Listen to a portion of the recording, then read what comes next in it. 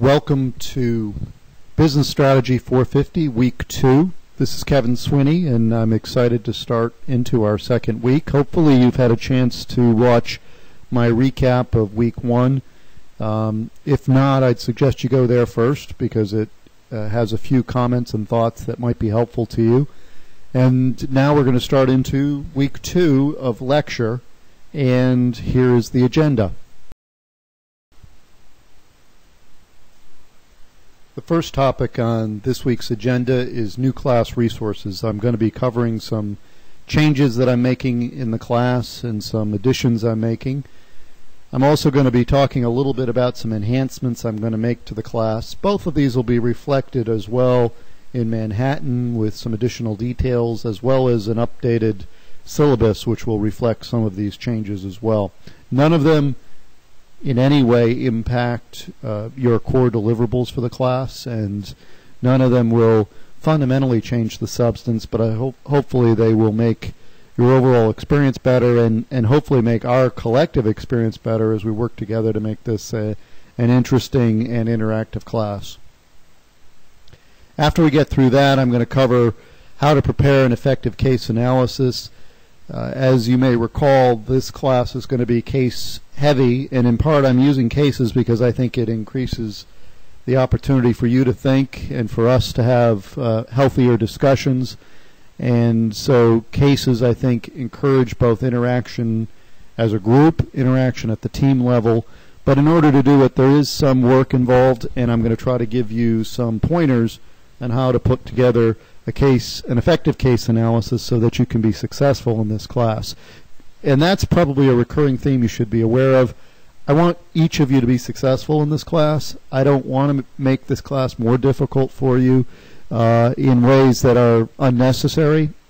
There will be a lot of hard work, but I do want you to both enjoy the class and be successful. So a lot of the enhancements I've made and certainly this section on preparing an effective case analysis is intended to let you be successful.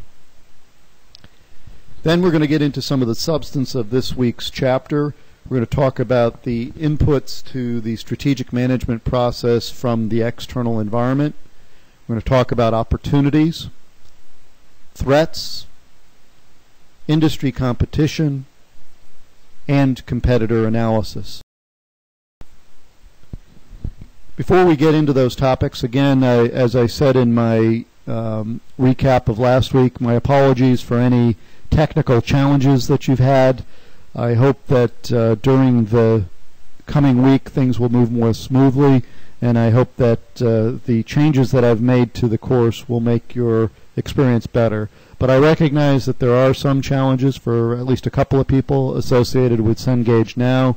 I also understand that video downloads can be a bit of a challenge because of their size, and so I apologize for that. Hopefully the technical support was better than the technical support that Dogbert is giving here, but I will try to make sure everything is fixed and working for you this week in cooperation with Laura Sandhusen at Cengage, and as you'll see in a few minutes, by uploading videos to YouTube, I think you're going to find that it'll be easier to access the lectures and other materials for the course. All right, let's go over some of the new class resources that we've added this week. First, and probably the thing I'm most excited about, is BStrat 450 Network. This is a collaborative working community that I've pulled together using Ning, which is a social networking site which allows me to build a customized and exclusive social network which will be used for a combination of Bus 450-52 and Bus 450-54 students. Those are the two sections of Business Strategy 450 that I'm teaching, and what I'd like to do is have the social networking component, which is going to become a critical part of this course going forward, be shared across both sections, because I think it'll be valuable for everybody in both sections to be able to reach out to one another and to participate in a common set of discussions. This tool includes a number of features which I think you'll find useful and interesting. First, there will be a discussion forum. This will become the primary discussion forum for this course. So I will be establishing discussion threads. You can establish discussion threads as well if you have questions or things you want to open up to the larger group. That will be the primary place where we will have interaction about the course, about course content.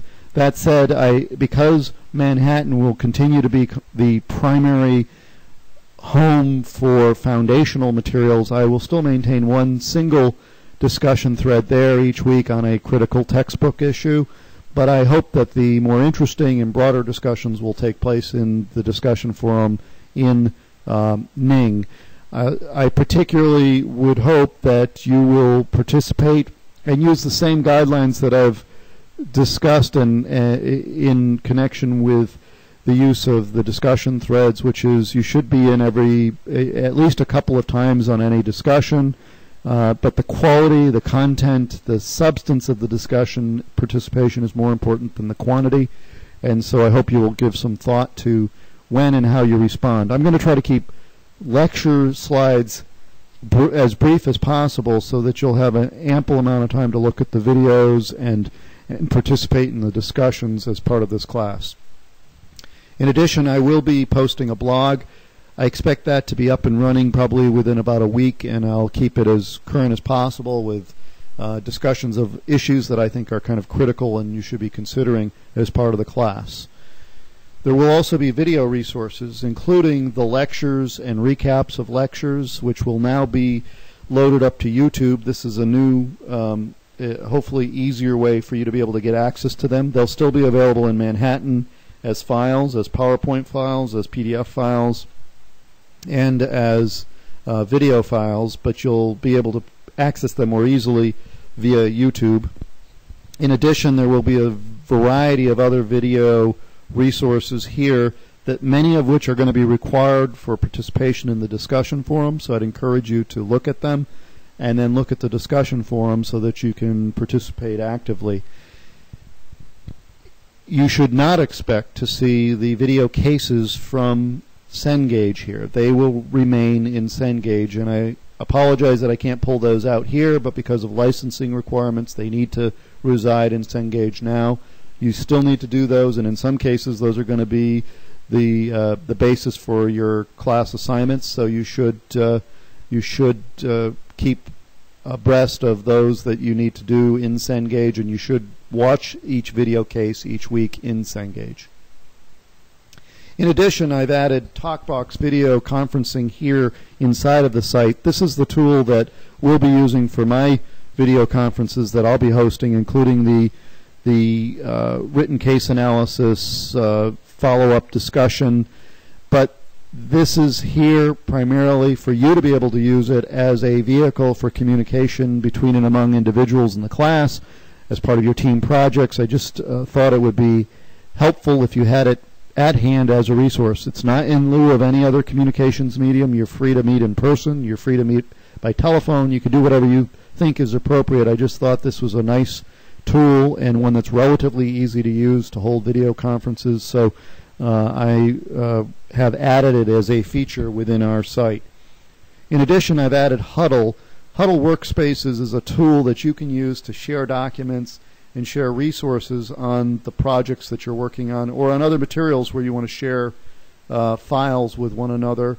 It really is a shared workspace, and so hopefully this will make the collaboration easier as you work on your project. Some combination of video conferencing and this workspace, I think, will make the process of working together much easier. In order for you to access this site, you're going to have to accept an invitation. The invitation is essentially generated via this link. You can click on this link right here. I will also in Manhattan be sending you a note this evening, or the evening that this lecture is posted, that will include this same link. You must click on the link, then that way you've accepted the invitation and you can join the network. Please do that as quickly as possible so that we can all be on the network as quickly as possible and begin to use it as a form of collaboration. The regular URL for this network is listed here. That's the link you'll use to get to it in the future. In addition, I've established a YouTube channel, BStrat 450 channel, that you can use in addition to the direct links from BStrat 450 network. You can access all of the class videos there. You can also look to see if there's anything else interesting. I've posted some interesting channels you might want to go to, including the Harvard Business Review and a few other channels that might be useful to you. This is the link you need to go to use it. Please go to that link and subscribe. That way I know you're in, and as a subscriber you'll be able to know when there's new things added to the site. It will include all the, as I said, all of the online video resources other than the Cengage video cases for the class, and I would please ask you to subscribe as soon as possible.